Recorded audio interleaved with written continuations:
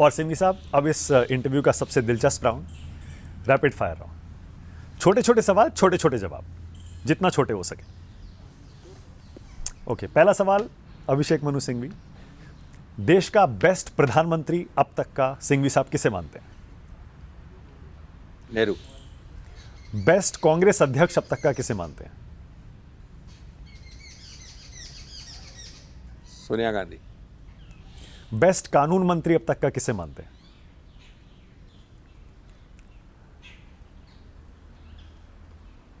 दिनेश गोस्वामी। देश का सबसे बड़ा वकील किसे मानते हैं? पीछे भी जा सकते हैं, आगे। नानी पालकी वाला। पलकी वाला। सबसे महंगा वकील कौन है? शांति भूषण। सबसे यादगार सीजेआई, चीफ जस्टिस, आपके हिसाब से? मेरे देखने में वेंकट चलैया। हमेशा के लिए पूछे बीके मुखर्जी और मेरे वक्त जिसको देखा है मैंने, वेंकट चलैया। और कोई जज जो यादगार हो सीजेआई के अलावा? बहुत। देश के टॉप 5 वकीलों की लिस्ट अगर आपको बनाने को कहा जाए, आप पुराने भी उठा सकते हैं और आज के भी, जो आपको पसंद हो, आपके हिसाब से सबसे आपके फेवरेट 5 वकील। देखिए, सब रैपिड फायर प्रश्न खतरनाक होते हैं क्योंकि इसमें आपको चॉइस करनी पड़ती है। इसका मतलब है आप उन्हीं की बात कर रहे हो, ये बात सही नहीं है। हाँ। और भी होते हैं, लेकिन आप कह रहे हैं इसलिए मैं हाँ। आपके धर्म को निभा रहा हूँ। हाँ। पालकी वाला आएंगे, उसमें अशोक सेन आएंगे। मैं सिर्फ वकील कैसे कह जी, रहा जी, हूँ, वकील। बाकी प्लस माइनस सबके होते हैं बहुत हाँ। सारे।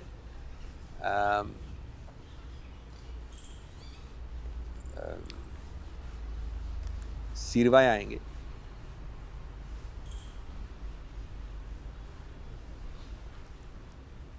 रैपिड फायर का समय निकल रहा है आपका। नहीं चलेगा, आप।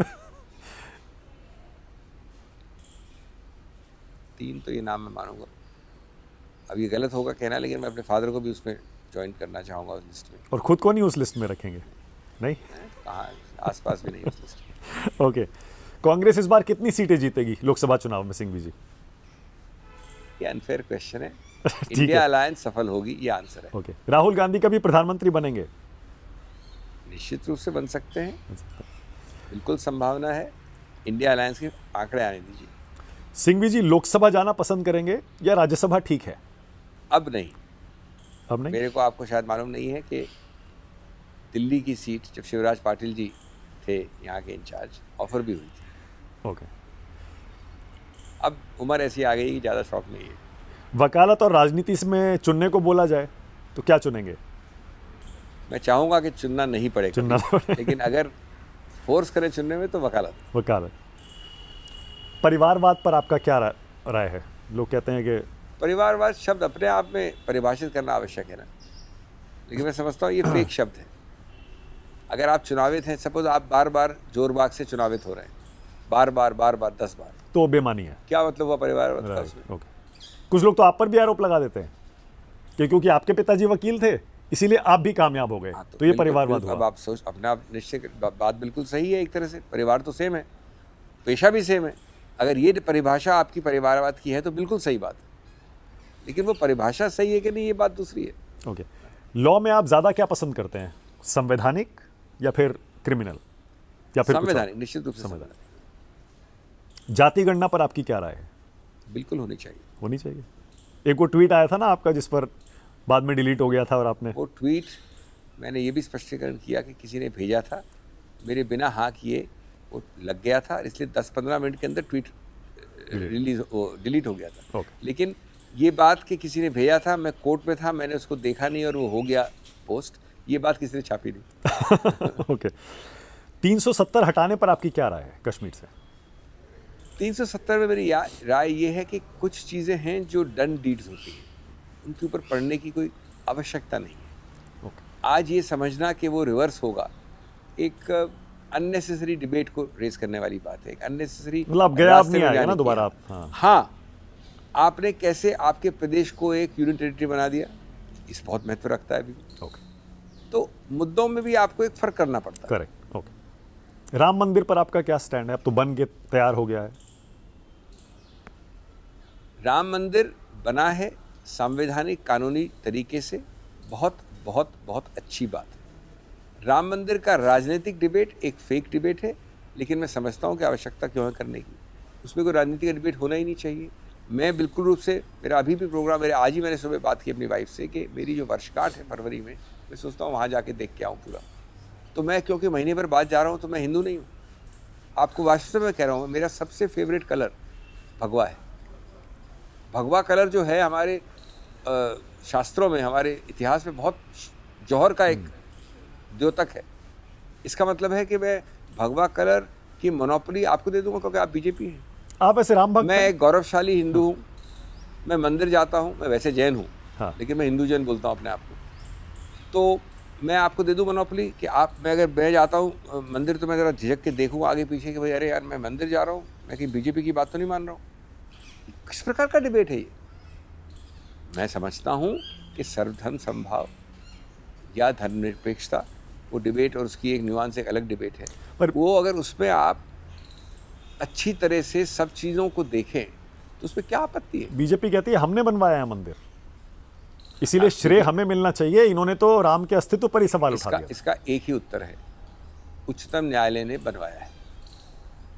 बड़ा सरल संवैधानिक उत्तर है। पर कमलनाथ जी कहते हैं ताले राजीव जी ने खुलवाए थे। मैं आपको अंतिम बात बोल रहा हूँ, ताले निश्चित रूप से राजीव जी ने खुलवाए थे। हाँ। लेकिन उसका मतलब नहीं कि राजीव जी कह रहे उन्होंने बनवाया था, उन्होंने तो नहीं कहा कभी भी। वही आंसर है जो बीजेपी के बारे में आंसर है। अंततोगत्वा आज एक सांवैधानिक प्रक्रिया द्वारा ये बना है, हमको उस पर हर्षित होना चाहिए और उसको एक इंक्लूसिव रूप से देखना चाहिए। ये फिंगर पॉइंट करके तेरे देखो मंदिर आया है और तूने ये किया, मैंने ये किया, आपने विरोध तो किया था, भगवान की वो बोलते हैं आपने अवमानना विरोध है। किया था, आपने कहा था राम तो काल्पनिक है। हर आदर्श का ये एक घिनौना विकृतिकरण है। वो ये भी कहते हैं कि सिब्बल साहब तो कोर्ट में अपीयर हो गए थे उसका विरोध करने के लिए। यूनिफॉर्म सिविल कोड पर आपका कुछ राय है? यूनिफॉर्म सिविल कोड एक आदर्श है जो निश्चित रूप से होना चाहिए, लेकिन एक बहुत बड़ी कंडीशन में जो कि अभी अवतरित नहीं है कंसेंसस में। यूनिफॉर्म सिविल कोड एक पिल नहीं है जो मैं आपके गले में डाल के मुंह बंद करके पानी ऊपर से डाल दूँ। हिंदू राष्ट्र और यूनिफॉर्म सिविल कोड में बहुत सारी डिटेल्स हैं जिसको कभी बताया नहीं गया। हिंदू राष्ट्र पर आपका क्या मानना है, क्या सोचना है? कोई ऐसा कॉन्सेप्ट हमारे संविधान में अगर हो तो मैंने तो 40 साल बता दिए, प्रैक्टिस करते हैं। बीजेपी वाले कहते हैं ना, संघ कहता है हिंदू राष्ट्र है। मैं पूरी शिक्षित होने के लिए तैयार हूँ। आपको अगर गर्व है कि आप पाकिस्तान जैसे कहें कि मैं एक इस्लामिक देश हूँ तो कहिए। आपको गर्व है कि आप किसी और देश सऊदी अरेबिया जैसे कहें अपने आप को तो कहिए। हमारे 75 साल की जो जिसको आप कहते हैं अमृतकाल, उसकी जो संवैधानिक इतिहास है उसको नष्ट करिए। देशद्रोह, उस पर आपने खुलकर कई बार कहा है कि सेडिशन जो है ये नहीं होना चाहिए। देशद्रोह नहीं होना चाहिए, मैंने कहा उसको छोड़िए आप। उच्चतम न्यायालय में 3 हियरिंग्स में लॉ ऑफिसर्स का स्टेटमेंट रिकॉर्डेड है that government will have a relook. Recorded है, एक बार नहीं 3 बार। उच्चतम न्यायालय द्वारा उसको आंतरिक रूप से स्थगित किया गया इस आधार पे, इस स्टेटमेंट के आधार पे। अब आपकी एलिस इन वंडरलैंड की डिक्शनरी में रीलुक का मतलब होता है कि हम वापस उसको पुनर्जन्म देंगे ज़्यादा एक ड्रैकोनियन तरीके से, या मेरी डिक्शनरी में होता है उसका रीलुक का मतलब कि उसको हटाएंगे।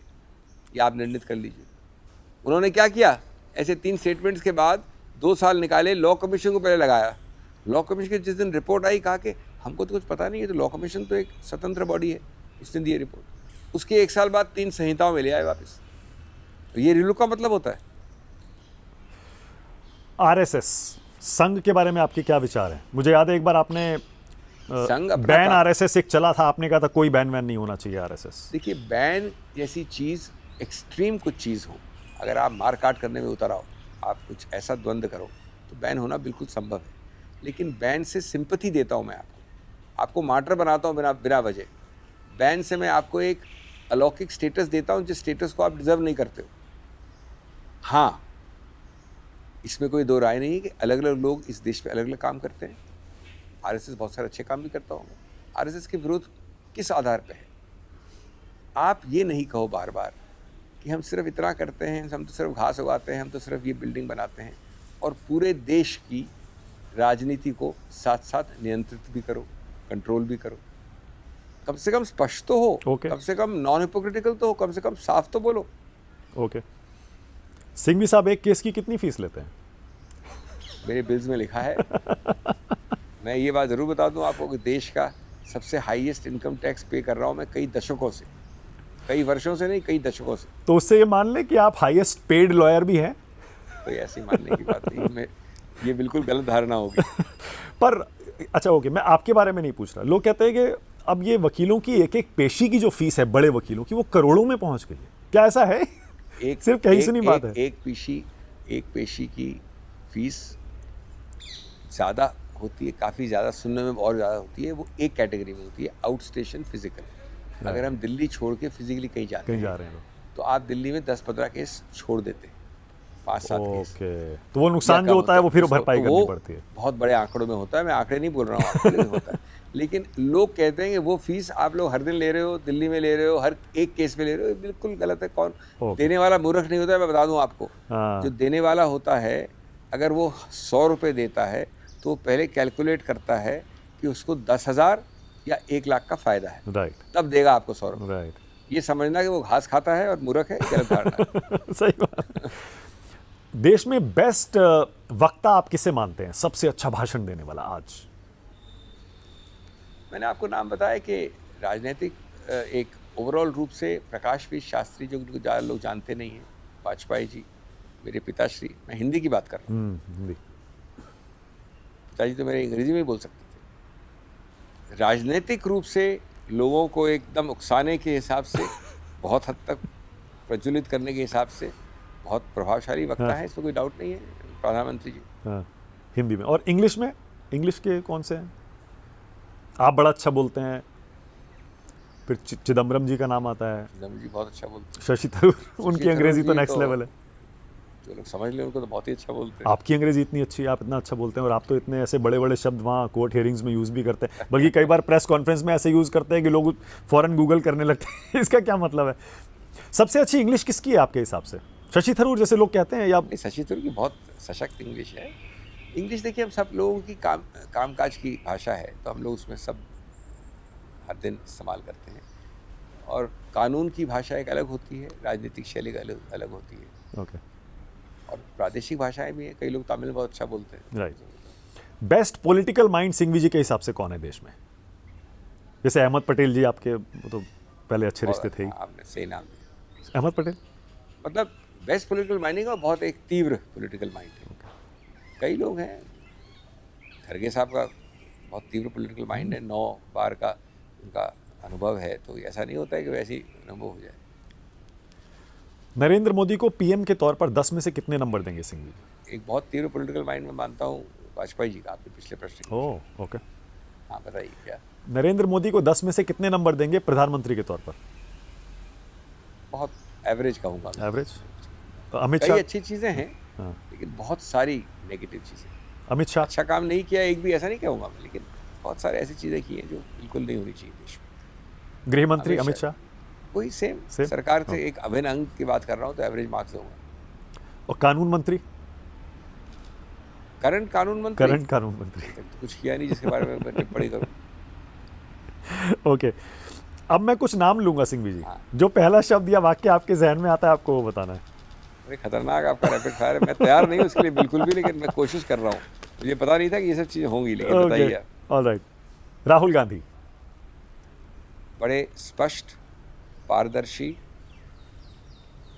अत्यंत एक्सट्रीम सिंसियर व्यक्ति। प्रियंका गांधी। एक बहुत ओज और तेज से प्रज्वलित, कहीं भी, अभी की बात नहीं कर रहा हूँ मैं, पहली बार 2001 की बात कर रहा हूँ। वो कहीं भी जाएं, किसी कमरे में घुसें, तो वो उसको स्वाभाविक रूप से डोमिनेट करेगी। ओह। सोनिया गांधी। बहुत सौम्य, समझदार, बैलेंस्ड व्यक्ति। सबसे बड़ा उनका फीचर है बैलेंस। मल्लिकार्जुन खड़गे। अनुभव। Rajiv Gandhi. Decency. Indira Gandhi. Decency and gentlemanliness, Rajiv Gandhi. Indira Gandhi. देखिए, इंदिरा गांधी से पर्सनल मेरा निजी कम मतलब हार्डली औपचारिक रूप से एक बार एज अ टीनेजर मिला हूँ मैं। मैं शब्द जो उनका आएगा शक्तिशाली। शक्तिशाली। नेहरू जी। मैग्नेनिमिटी। ओह। हिंदी शब्द याद नहीं आ रहा आप तो फैन भी हैं सबसे नेहरू बड़ा। जी के। Magnanimity. Magnet. Kapil Sibal. Ability and energy. Arvind Kejriwal.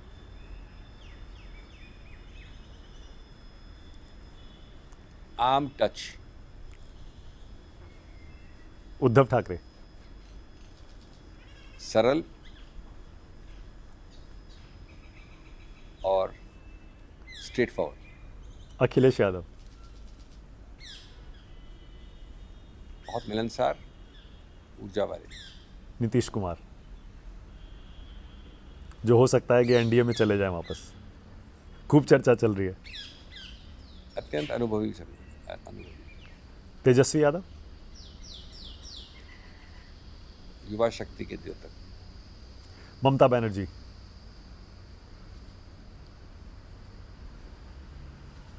राजनीतिक पल्स की कंट्रोल करने की मास्टर। आपको राजनीतिक राज्यसभा पल्स को एक सेकंड में समझ सके। आपको राज्यसभा भेजने में ममता जी ने हेल्प किया था, शायद सपोर्ट से आप गए निश्चित थे। रूप से, Right. निश्चित रूप से। शरद पवार। राजनीतिक स्ट्रेटेजिस्ट नंबर 1। असदुद्दीन ओवैसी।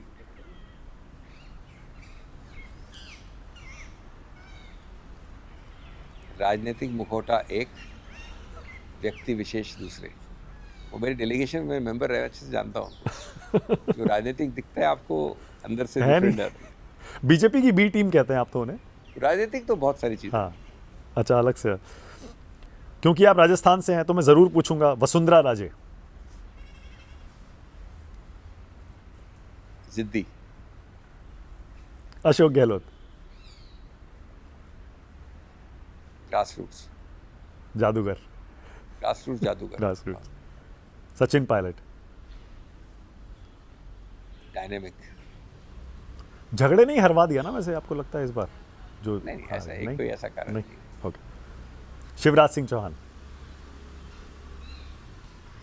सबके भैया। कमलनाथ। अत्यंत अनुभवी। भूपेश बघेल, जिनके बारे में कहा जा रहा था इस बार जीत ही जाएंगे, हार गए।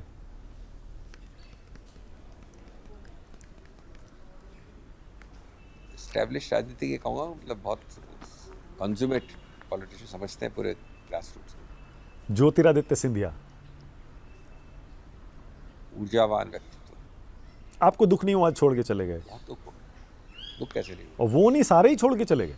नहीं, सारे राहुल के कोर ग्रुप के मिलिंद देवड़ा चले गए, आरपीएन सिंह चले गए, सचिन पायलट भी जाने वाले थे, जाते जाते रह गए। देखिए, हर व्यक्ति को ये आपको उनसे पूछना चाहिए। हर पर व्यक्ति का कारण होता है, आपके हर लिए व्यक्ति का रीजन होता है। दुख की बात थी कि हाँ, मैं निजी रूप से भी जानता हूँ, और वैसे भी दुख की बात नहीं होना तो बिल्कुल गलत होगा। क्या वो कपिल सिब्बल चले गए, फिर गुलाम नबी आज़ाद चले गए। आप इतना क्लोजली इन सब के साथ काम किया।